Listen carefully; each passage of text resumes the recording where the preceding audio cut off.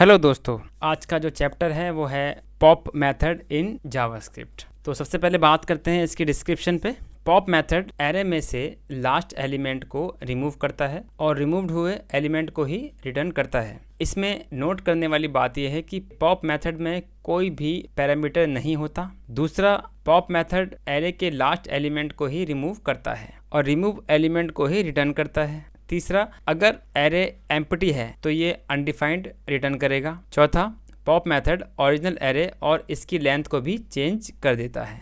जैसे कि आप मेरी स्क्रीन पर देख रहे हैं कि इसका सिंटैक्स क्या होता है। तो यहाँ पर है एरे डॉट पॉप पैरेंथेसिस। ठीक है, पॉप मेथड में कोई भी पैरामीटर नहीं होता है और ना ही ये पैरामीटर के अंदर कोई भी वैल्यू को एक्सेप्ट करता है।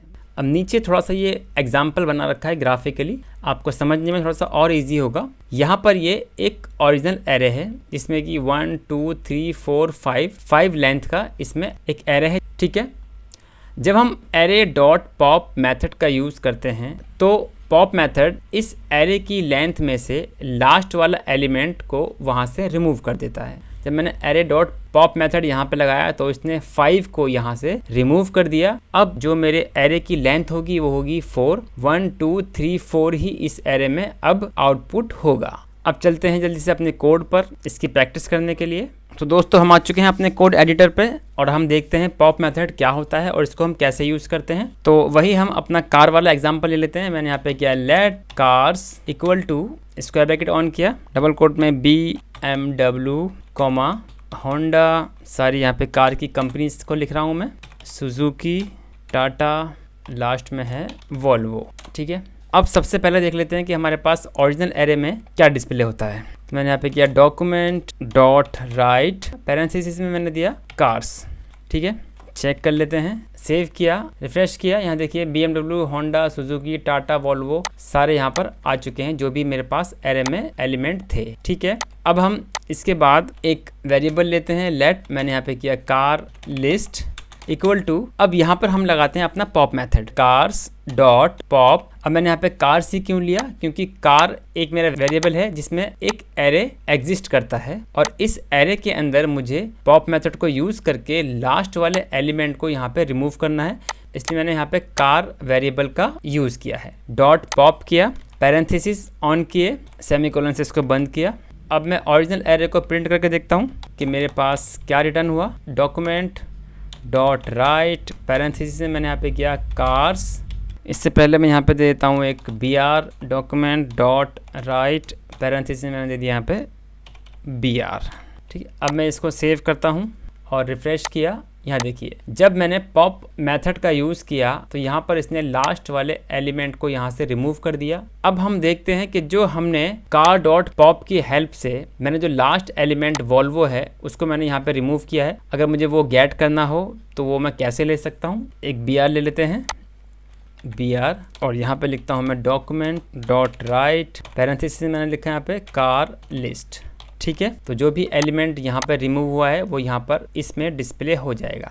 तो मैंने यहाँ पे सेव किया, रिफ्रेश किया। देखिए, जो भी इसमें पॉप के थ्रू यहाँ पे रिमूव हुआ है उसको मैं गेट भी कर सकता हूँ। मुझे किसी प्रोग्राम में अगर इसकी ज़रूरत हो तो मैं यहाँ पर इसको गेट करके उसका यूज़ भी कर सकता हूँ। पॉप मेथड ने मुझे डिलीट हुए एलिमेंट को ही रिटर्न कर दिया। इसका यूज़ मैं और किस तरह से कर सकता हूँ, तो यहाँ पर मैंने लिखा pop method return any type of object.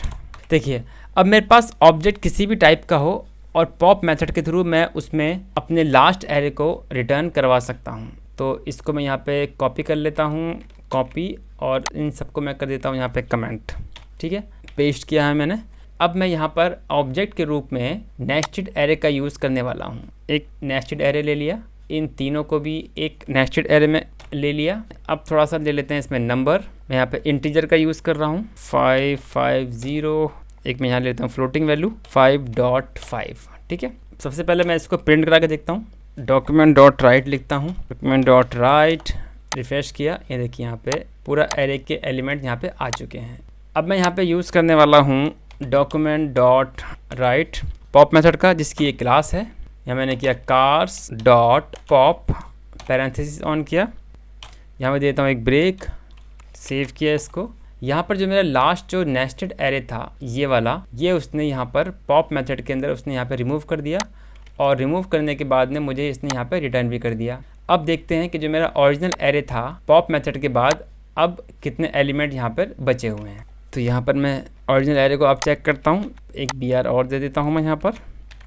Save किया, यहाँ पर मेरे पास BMW, होंडा जो कि एक 0 इंडेक्स पे था, सुजुकी, टाटा और वोल्वो 1 इंडेक्स पे था, और जो यहाँ पे सेकंड इंडेक्स पे था वो यहाँ से रिमूव हो चुका है और यहाँ पर मुझे उसने रिटर्न भी कर दिया। तो देखा आपने कि किस तरह से मैं किसी भी टाइप के ऑब्जेक्ट में अपने पॉप मेथड का यूज़ करके एरे की वैल्यू के अंदर लास्ट एलिमेंट को रिमूव भी कर सकता हूँ और उस रिमूव हुए एलिमेंट को मैं गेट भी कर सकता हूँ।